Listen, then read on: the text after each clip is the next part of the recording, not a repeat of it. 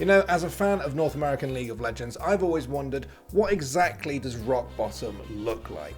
And now I think I know. North America is out of Worlds yet again at the group stage, but with a combined score across the teams of 3 wins and 15 losses, this literally is the worst year yet.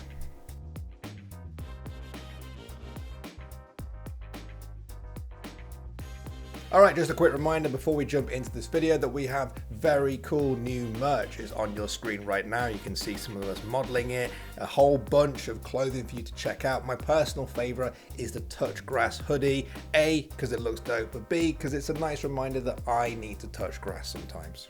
I really, really do.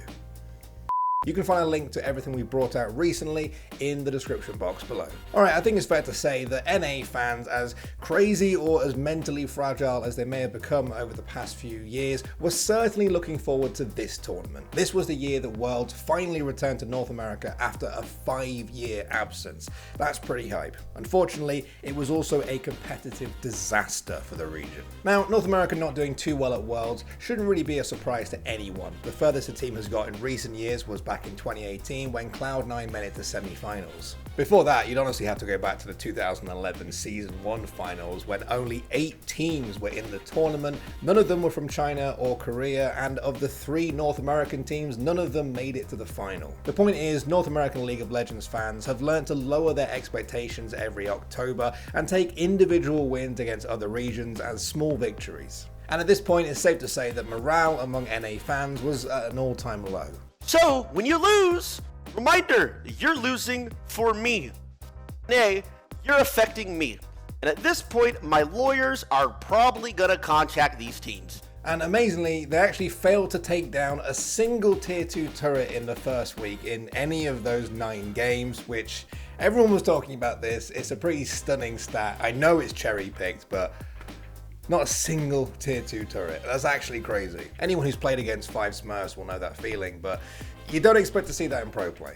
Week 2 of groups saw NA get a total of 3 wins, which is technically better than 0, and they did manage to get a couple of tier 2 turrets, which pleased everyone. Will this be the first tier 2 tower for NA at Worlds? They're going to start hitting it on emphatic, have no way to defend it. C9, die you stupid turret, die! But they still ended the group stage with a 3-15 record, which now stands as the worst ever performance at Worlds from NA. The previous record was 5 wins and 13 losses, which was set back in 2015. Now back then, that was a tragedy. Now it seems almost aspirational. Once the memeing, raging, and general copium had died down, people began to ask that time-old question: what went wrong for NA? Was it their macro? Pretty early on into the tournament, a clip was getting shared a lot of Reckless in disbelief at C9's decision making. You're not gonna carry here, Jansen. Where's your team? Why are you playing weak side? Why are we playing strong side jacks? Guys, why are we not here helping our Asir? Hit the table. Why is no one here? I'm looking bot. He's gonna flash out. He can E out. He can just E out. He doesn't even have to flash. FF. Is it those pesky imports? The fact that North America has so many players from outside of the region on their top teams always seems to come up in these discussions. Traditionally, the logic from the org side when it comes to this is that splashing the cash for these super team rosters of imports is the fastest way to international success. So you'd think that the millions and millions being spent on certain imports in recent years would be a sign of that tactic working, but of course we've seen no real evidence of that. And as for super teams failing, you really don't have to go much further back than this summer when the star-studded Team Liquid roster failed to even make Worlds, never mind compete there. Also, remember how NA's record at this tournament was 3 wins and 15 losses? Well, it's funny because out of all the players on those teams, 3 of them were from NA and 15 of them were imports. 3 and 15. Kind of poetic. I personally enjoyed Blazeolive's extrapolation that if only NA had 15 NA players at Worlds, then they would have gone 15-0 in groups. The logic definitely is sound. Another old excuse you often hear is server population size.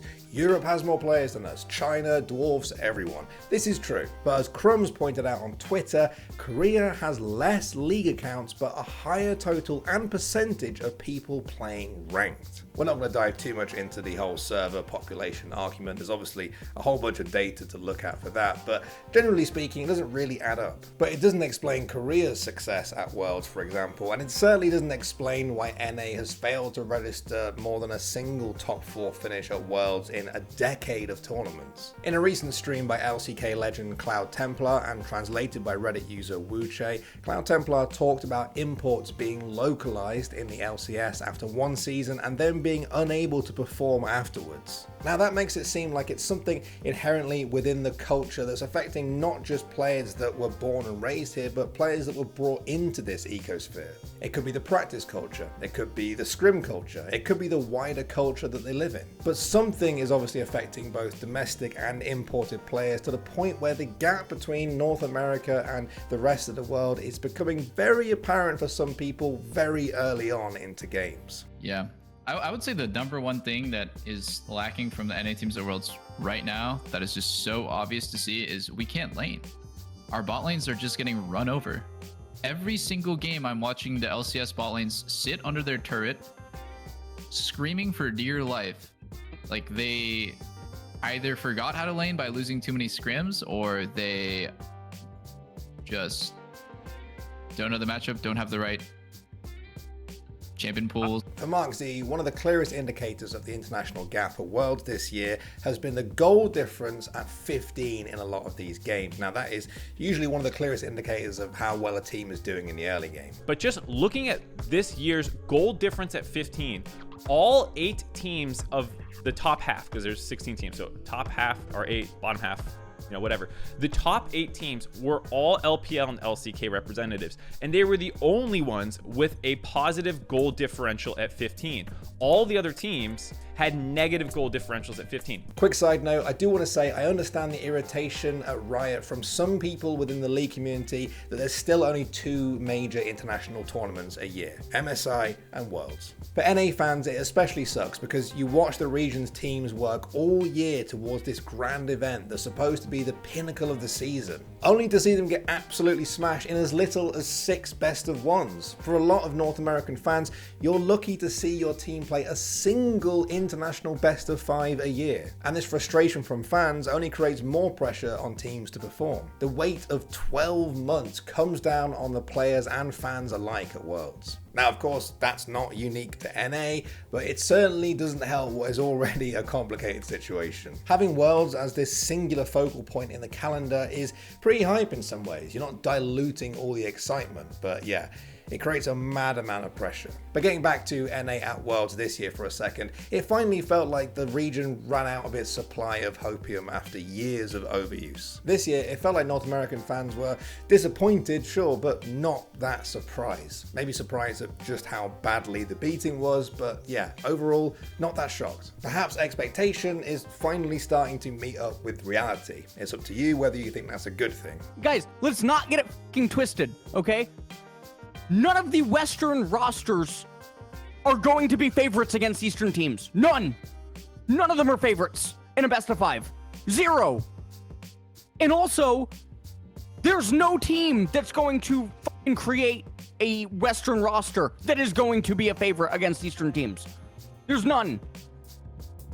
It's just not happening. And the real worry is that all of this comes at a time when the LCS is already suffering at home. Just this week, we heard reports that Riot is considering moving LCS games to the middle of the week to free up weekend slots for other broadcasts. Now, if viewing figures plummet even further because of that, then sponsorships might falter too. And if that happens, you can expect to see the massive NA wage bubble truly collapse this time. While there's certainly a strong argument for that being a good thing in the long run, what comes after that? Viewership will be affected if the broadcast shifts, and also a lot of people might start to lose interest if they feel like the LCS is just this vehicle for their teams to get absolutely smashed at Worlds once a year. With less money, worse performances internationally, and less viewership, what lies ahead for the LCS? That really is the million-dollar question. Now, I did see a lot of Reddit threads throughout the tournament supporting the LCS, which honestly made a nice, refreshing change. It's quite easy to get caught up in a sort of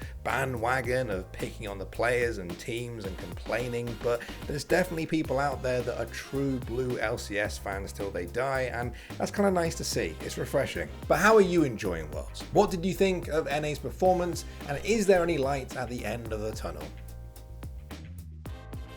Thanks for watching.